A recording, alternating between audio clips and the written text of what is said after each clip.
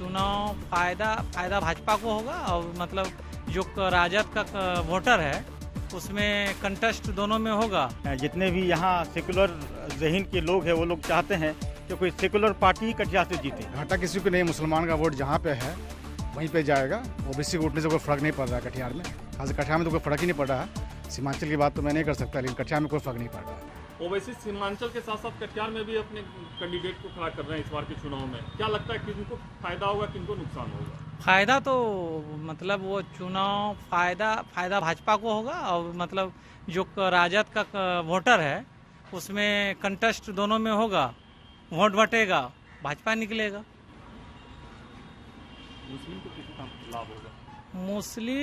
कुछ मुस्लिम है जो कुछ घटना होने के बाद मुसलमानों पर तो आज कुछ नहीं बोलते हैं राजद वाला या जदयू वाले।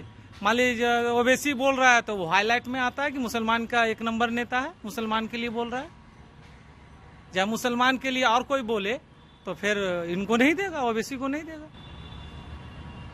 तो वो हैदराबाद छोड़ के यहाँ पे सीमांचल को टारगेट किए हुए हैं अपने चुनाव में, कैसे इसको देखते हैं? देखा जाएगा क्या, इन लोग का तो जैसे हम लोगों का बिजनेस है उन लोग का भी बिजनेस है। वो हैदराबाद से कटिहार भी जा सकता है और बंगाल भी जा सकता है, बंगाल में भी चुनाव लड़ा वो। इसका फायदा मिलेगा? फायदा तो हमको नहीं देखने में मिल रहा है कि कटिहार उनको फायदा मिलेगा। फायदा से सीट नहीं निकाल पाएगा। अब बात रहा कि कौन सा कैंडिडेट है, कैंडिडेट पर डिपेंड करता है कि किनको दे रहा है। मेरा नाम अब्दुल करीम है। ओवैसी साहब सीमांचल के साथ साथ कटिहार में भी अपने कैंडिडेट को उतार रहे हैं इस बार के चुनाव में। इससे किसको कितना फायदा, किसको कितना नुकसान होगा? देखिए, असल यह है कि हम लोग ये चाहते हैं, यानी जितने भी यहाँ सेकुलर ज़हन के लोग हैं वो लोग चाहते हैं कि कोई सेकुलर पार्टी कटिहार से जीते।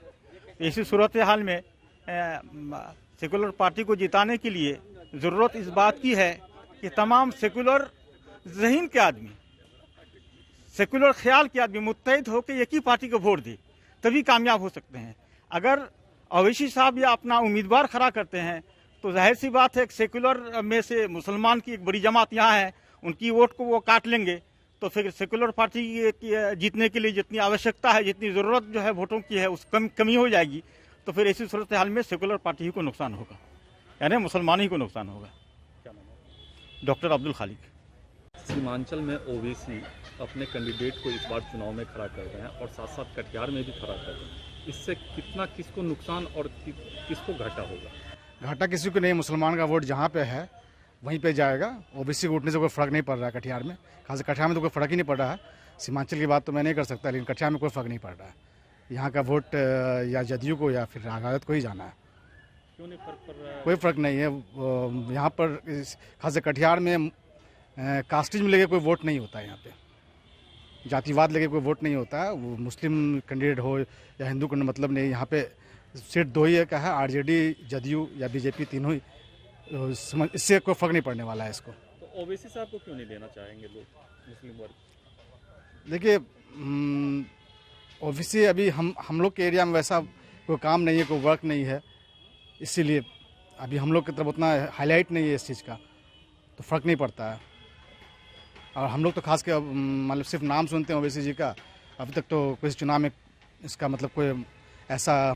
ओवैसी साहब अगर मुसलमान के बहुत ज़्यादा हितैषी बनना चाहते हैं, अगर वो हितैषी हैं, तो विगत दिनों हैदराबाद में अभी चुनाव हुआ विधानसभा का, तो वहाँ 199 सीट था, मात्र 7 सीटों पे क्यों चुनाव लड़े? और उनमें बहुत ताकत था तो सभी सीटों पे चुनाव लड़कर जीत कर दिखाते।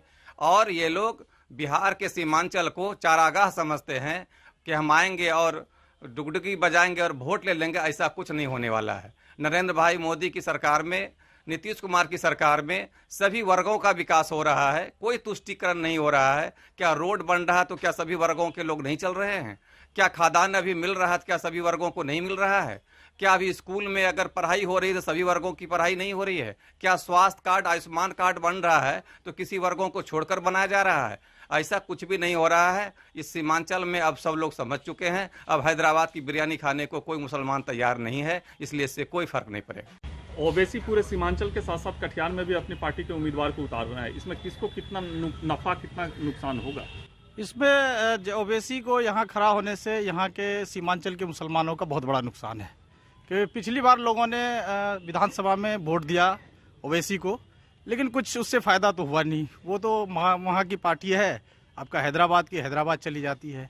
अब उनके लिए बंगाल है और भी मुस्लिम एरिया है, लेकिन वो सीमांचल को टारगेट लिए हुए हैं कि यहाँ पे मुस्लिम बाहुल एरिया का लोग ज़्यादा रहते हैं, तो यहाँ पे उन लोगों को खड़ा करते हैं ताकि यहाँ पे वोट का शेयरिंग हो सके, इधर से उधर हो सके, अपना जोड़ तोड़ मचा करके अपना एक सीट ले सके। तो इस वजह से उनको यहाँ पे भेजा जाता है एज ए बोरो बना करके। इस बार ये बात मुस्लिम यहाँ के समझ चुके हैं सीमांचल के कि इस बोरो को यहाँ से आउट कर देना है और हमको ओवैसी को वोट करना ही नहीं है यहाँ पे। अगर वो खड़े भी करते हैं तो कोई फायदा नहीं उससे। बोरो कौन बनाता है? ओवैसी है। अब कोई भी बना रहा हो, अब राजनीति है, इसके पीछे कौन है नहीं है वो लोगों को अब समझ में आ रहा है, यहाँ के मुस्लिम को भी समझ में आ रहा है।